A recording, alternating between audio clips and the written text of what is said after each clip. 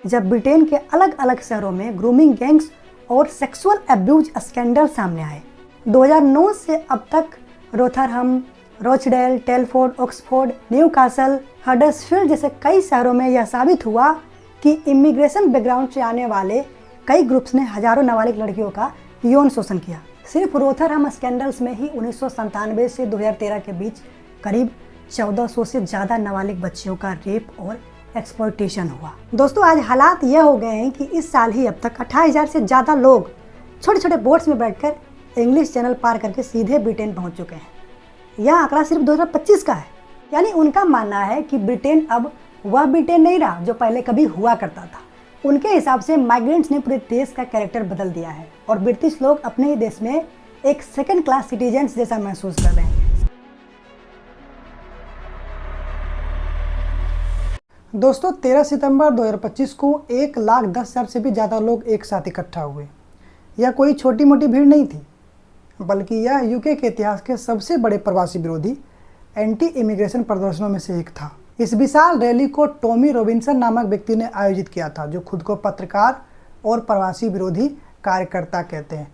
उन्होंने ही इस प्रोटेस्ट का नाम यूनाइट द किंगडम यानी कि यूके को एकजुट करो नाम दिया, जिसका उद्देश्य था देश को एकजुट करना। यह सिर्फ एक दिन का विरोध प्रदर्शन नहीं था, बल्कि यह यूके की पॉलिटिक्स और समाज में चल रहे बड़े बदलावों का नतीजा था।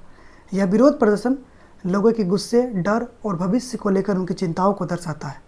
यही वजह है कि यह इतना महत्वपूर्ण बन गया है। इस विरोध प्रदर्शन के दौरान कुछ जगह पर हिंसा भी हुई, जिससे स्थिति और भी तनावपूर्ण हो गई।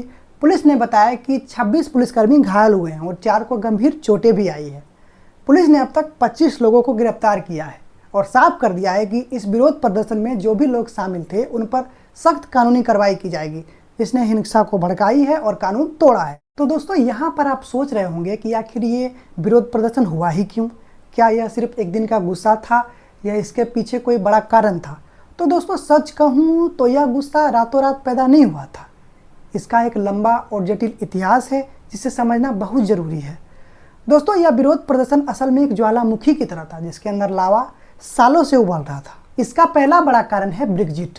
जब ब्रिटेन ने यूरोपियन यूनियन से बाहर निकलने का फैसला किया था, तो उसका मुख्य मुद्दा यही था कि बाहर से आने वाले लोग यानी कि इमिग्रेंट की संख्या ब्रिटेन में बहुत ज़्यादा बढ़ रही थी। उस समय लोगों को लगा था कि इमिग्रेशन पर उनका नियंत्रण यानी कि कंट्रोल ख़त्म हो गया है और उनकी जीवन शैली और नौकरियां खतरे में है। यही भावना ने टेक बैक कंट्रोल यानी कि नियंत्रण वापस लो जैसे नारों को जन्म दिया। ये नारे सिर्फ ब्रेग्जिट के लिए नहीं थे, बल्कि यह इमिग्रेशन पर लोगों की गहरी चिंता को दिखाते थे। इसके बाद टॉमी रॉबिन्सन जैसे लोगों का इसमें बड़ा योगदान रहा। टॉमी रॉबिन्सन ने 2009 से 2013 के बीच एक समूह बनाया जिसका नाम था इंग्लिश डिफेंस लीग यानी कि EDL। इस समूह का मुख्य मकसद था ब्रिटेन में इस्लाम और बाहर से आने वाले प्रवासी यानी कि इमिग्रेंट्स पर कंट्रोल रखना। वे अक्सर उन इलाकों में रैलियां किया करते थे जहां मुस्लिम समुदाय के लोग ज़्यादा रहते थे। वे कहते थे कि इस्लाम और प्रवासी ब्रिटेन की संस्कृति और जीवन शैली के लिए खतरा है। उनका एक ही एजेंडा था कि बाहर से यानी कि अन्य देशों से आकर यूके में बसने वाले लोगों पर हमें नियंत्रण रखना चाहिए। सवाल अब भी यही है कि 13 सितंबर को लोग ब्रिटेन की सड़कों पर क्यों उतरे थे? तो इसकी जड़ हमें ब्रिटेन की इमिग्रेशन क्राइसिस में मिलता है। दोस्तों, आज हालात यह हो गए हैं कि इस साल ही अब तक 28,000 से ज़्यादा लोग छोटे छोटे बोट्स में बैठकर इंग्लिश चैनल पार करके सीधे ब्रिटेन पहुंच चुके हैं। यह आंकड़ा सिर्फ 2025 का है और यह पिछले कई सालों से बढ़ता ही जा रहा है। कई बार तो ये लोग खतरनाक हालत में समुद्र पार करके सीधे ब्रिटिश तटों पर उतर जाते हैं। सरकार रोकने की कोशिश करती है, लेकिन हकीकत यह है कि बॉर्डर सिक्योरिटी इस भीड़ के सामने कमज़ोर साबित हो रही है। यह सिर्फ नंबर्स की बात नहीं है। जब इतनी बड़ी मात्रा में माइग्रेंट्स अचानक से किसी देश में बढ़ जाए या रहने के लिए चले जाए, तो इसका सीधा सीधा असर वहाँ की कल्चर और सोशल फैब्रिक पर पड़ता है। ब्रिटेन की कई कस्बों और शहरों में अब लोकल लोगों को लगता है कि उनकी अपनी पहचान और ट्रेडिशंस दबती जा रही है। पहले ब्रिटेन में लोग यूनियन जैक यानी कि यूके का नेशनल फ्लैग या इंग्लैंड का ST जॉर्ज क्रॉस यानी कि इंग्लिश फ्लैग को ज़्यादातर राष्ट्रीय गर्व, खेलों में सपोर्ट या कल्चरल फेस्टिवल्स में इस्तेमाल करते थे। यानी कि ये फ्लैग्स देशभक्ति दिखाने के सिंबल थे। लेकिन अब जब इमिग्रेशन को लेकर लोगों का इतना बड़ा प्रोटेस्ट हुआ है, लोगों के मन में इतना बड़ा डर आ गया है कि उनकी पहचान और कल्चर खतरे में है, तो यही फ्लैग्स अब प्रोटेस्ट और विरोध का सिंबल भी बन गए हैं। लेकिन मामला यहीं ख़त्म नहीं हुआ। इमिग्रेशन को लेकर सबसे बड़ा विवाद तब भड़का जब ब्रिटेन के अलग अलग शहरों में ग्रूमिंग गैंग्स और सेक्सुअल एब्यूज स्कैंडल सामने आए। 2009 से अब तक रोथरहम, रोचडेल, टेलफोर्ड, ऑक्सफोर्ड, न्यूकासल, हडर्सफील्ड जैसे कई शहरों में यह साबित हुआ कि इमिग्रेशन बैकग्राउंड से आने वाले कई ग्रुप्स ने हजारों नाबालिग लड़कियों का यौन शोषण किया। सिर्फ रोथरहम स्कैंडल्स में ही 1997 से 2013 के बीच करीब 1400 से ज़्यादा नाबालिग बच्चियों का रेप और एक्सप्लॉयटेशन हुआ। रोचडेल ग्रूमिंग गैंग केस में भी इमिग्रेंट मेन को ही दोषी पाया गया, जिन्होंने 13 से 15 साल की बच्चियों तक को अपना शिकार बनाया। इन सभी घटनाओं ने ब्रिटेन की जनता को अंदर से हिला कर रख दिया है। आम ब्रिटिश परिवार यह सोचने पर मजबूर हो गए हैं कि उनके बच्चे और बच्चियां कितने सुरक्षित हैं। यही वजह है कि जब भी इमिग्रेशन बढ़ने की बात होती है तो लोगों के मन में सीधा क्राइम और सेक्सुअल एक्सप्लॉयटेशन की आदत ताज़ा हो जाती है। टॉमी रॉबिन्सन जैसे लोग इन्हीं सब घटनाओं को उठाकर कहते हैं कि देखो, अनकंट्रोल माइग्रेशन की वजह से हमारे बच्चे और बच्चियां कितने खतरे में, हमारा कल्चर कितने खतरे में। और सच कहें तो ये सब बातें आम जनता के डर और गुस्से से मेल भी खाती है। और यही वो गुस्सा था जो 13 सितंबर की रैली में उभर कर सामने आया और लोगों ने कहा कि माइग्रेंट्स को अधिकार ज़्यादा मिल रहा है और जो यहाँ की असली जनता है, ब्रिटिश जनता है, उनकी आवाज़ों को दबाया जा रहा है। अगर आप उस दिन लंदन की सड़कों पर होते तो आपको सिर्फ नाराज लोगों की भीड़ नहीं नजर आती, आपको सिंबल की एक पूरी दुनिया नजर आती। हर तरफ लाल और सफ़ेद इंग्लिश फ्लैग्स लहरा रहे थे। ये वही फ्लैग हैं जो स्पोर्ट्स और नेशनल हॉलीडेज़ पर देखे जाते हैं। लेकिन इस बार यह सिर्फ गर्व नहीं बल्कि गुस्से और रेसिस्टेंस का प्रतीक बन चुका है। यूनियन जैक और एसटी जॉर्ज क्रॉस फ्लैग्स के साथ साथ लोगों ने अमेरिकी झंडे और यहाँ तक कि इजरायली झंडे भी लहराए। कुछ लोगों ने तो डोनाल्ड ट्रंप की पहचान बन चुके मागा यानी कि make America great again caps पहनकर भी आए। इसका सीधा मतलब यह है कि यह समस्या सिर्फ ब्रिटेन तक ही सीमित नहीं है, बल्कि यह एक तरह की इंटरनेशनल राइट विंग सॉलिडेरिटी बन चुकी है। इसका मतलब यह क्राउड यह संदेश देना चाह रहा था कि इमिग्रेशन और कल्चरल चेंज का डर यह सिर्फ ब्रिटेन की समस्या ही नहीं है। अमेरिका से लेकर यूरोप और इजराइल तक दुनिया भर की राइट विंग मूवमेंट को जोड़ने वाली कॉमन चिंता है। लेकिन इस रैली की सबसे चौंकाने वाली बात सिर्फ भीड़ नहीं थी, वह था एक ऐसा नाम जिसे हम स्पेसएक्स, टेस्ला या टेक्नोलॉजी इंडस्ट्री से जोड़ते हैं, एलोन मस्क। जी हाँ, एलोन मस्क ने इस रैली में वीडियो लिंक के जरिए शामिल होकर सीधे ब्रिटेन की पॉलिटिक्स में हस्तक्षेप कर दिया है। अपने संदेश में मस्क ने कहा कि आज ब्रिटेन की हालात ऐसे हो गए हैं कि आम लोग अपने विचार खुलकर रखने से डरते हैं।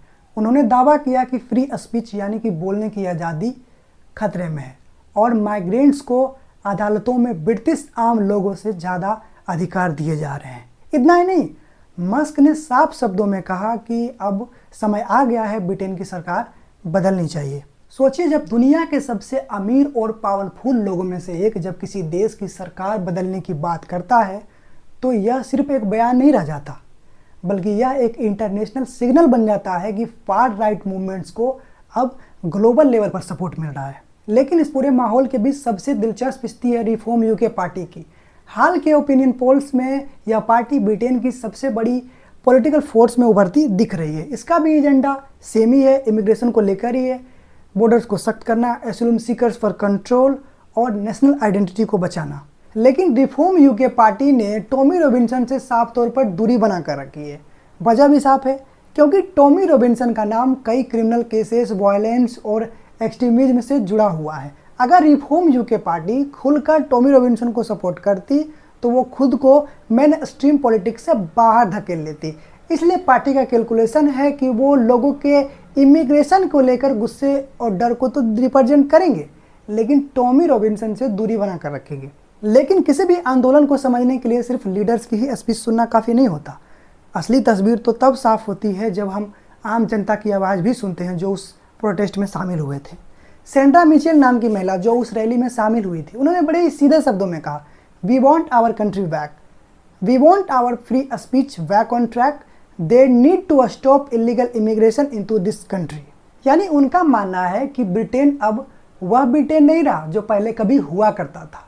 उनके हिसाब से माइग्रेंट्स ने पूरे देश का कैरेक्टर बदल दिया है और ब्रिटिश लोग अपने ही देश में एक सेकंड क्लास सिटीजन्स जैसा महसूस कर रहे हैं। सेंड्रा अकेली नहीं थी, उनके साथ हजारों लोग थे जो पोस्टर्स और प्ले कार्ड्स लिए हुए थे। उन पर साफ तौर पर लिखा था, सेंड देम होम। कुछ लोगों ने तो अपने बच्चे तक को साथ लेकर आए थे, मानो कि यह कोई राजनीतिक मुद्दा नहीं बल्कि उनके बच्चों का फ्यूचर का सवाल हो। लेकिन दोस्तों, यहाँ पर कहानी का एक दूसरा पहलू भी है, जहाँ एक तरफ रॉबिन्सन और उसके सपोर्टर्स इमिग्रेशन के खिलाफ नाराजगी जता रहे थे, वहीं दूसरी तरफ कई ग्रुप्स इस प्रोटेस्ट का विरोध भी कर रहे थे।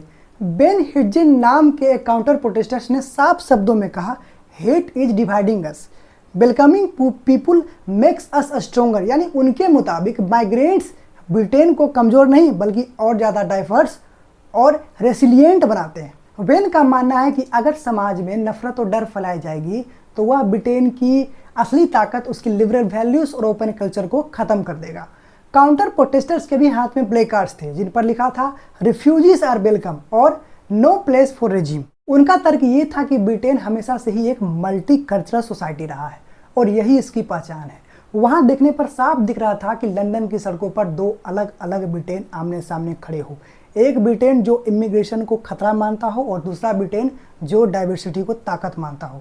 अब सवाल उठता है कि जब सड़कों पर दो अलग अलग ब्रिटेन आमने सामने खड़े थे तो सरकार ने इस पर कैसी प्रतिक्रिया दी।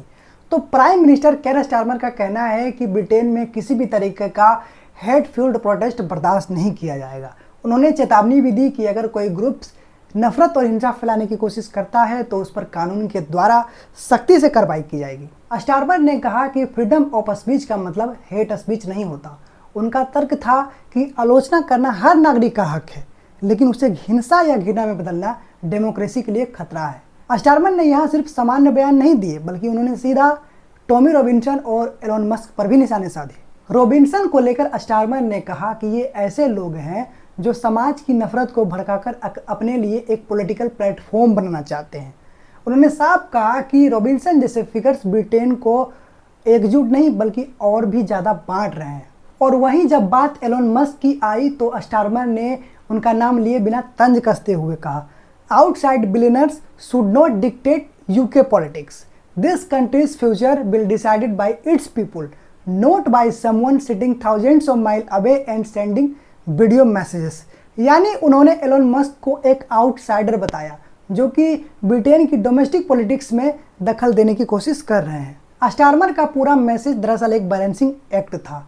एक तरफ वो दिखाना चाहते थे कि सरकार की लॉ एंड ऑर्डर पूरी तरह से कंट्रोल में है और दूसरी तरफ वो ये भी सिग्नल देना चाहते थे कि ब्रिटेन अभी भी एक मल्टी कल्चरल डेमोक्रेसी है जो माइग्रेंट्स और माइनॉरिटीज़ को पूरी तरह से रिजेक्ट नहीं कर सकता। तो दोस्तों, ये था ब्रिटेन का वो दृश्य जिसने पूरी दुनिया का ध्यान अपनी ओर खींचा है। एक तरफ है टॉमी रॉबिन्सन जैसे लोग जो यह कहते हैं कि उनका देश खतरे में है और एलोन मस्क जैसे बिलियनर्स इस नैरेटिव को एम्पलीफाई करते हैं, लेकिन वहीं दूसरी ओर गवर्नमेंट और काउंटर प्रोटेस्टर्स का यह मानना है कि नफरत से देश मजबूत नहीं बल्कि और कमज़ोर होता है। अब आखिर सवाल यही है कि ब्रिटेन किस राह पर जाएगा। क्या इमिग्रेशन और कल्चरल टेंशन ब्रिटेन की राजनीति को पूरी तरह से बदल देंगे? क्या रिफॉर्म यूके पार्टी और मजबूत होगी या फिर लेबर और बाकी मेन स्ट्रीम पार्टियाँ इस एंगर को अब्जॉर्ब कर पाएगी? क्योंकि इतिहास गवाह है कि जो भी समाज बढ़ता है सबसे ज़्यादा नुकसान उसी सोसाइटी को होता है और आज ब्रिटेन उसी कगार पर है, बिखरने की या एकजुट रहने की। आपको क्या लगता है कि ये प्रोटेस्ट एक टेम्पोररी घटना है या फिर आने वाले समय में यह ब्रिटेन की पॉलिटिक्स को पूरी तरह से बदल कर रख देगा? अपनी राय कमेंट में ज़रूर लिखिए और वीडियो पसंद आए तो लाइक करें, शेयर करें और चैनल को सब्सक्राइब करना ना भूलें। हम फिर मिलेंगे एक और गहरे एनालिसिस के साथ, तब तक के लिए धन्यवाद।